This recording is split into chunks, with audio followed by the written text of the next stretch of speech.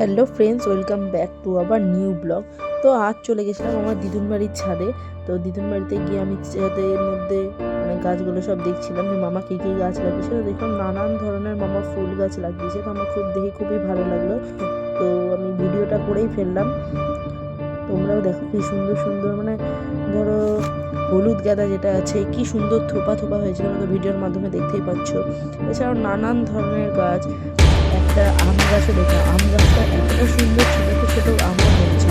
আর এই চন্দ্রমল্লিকার যে গাছগুলো আছে এতটাই সুন্দর লাগছে দেখতে। তোমরা এই গাছটার নাম কমেন্ট করে জানিও। এই ফুলটার নামও তো তোমরা কমেন্টেই দিও। তো খুব সুন্দর লেগেছে।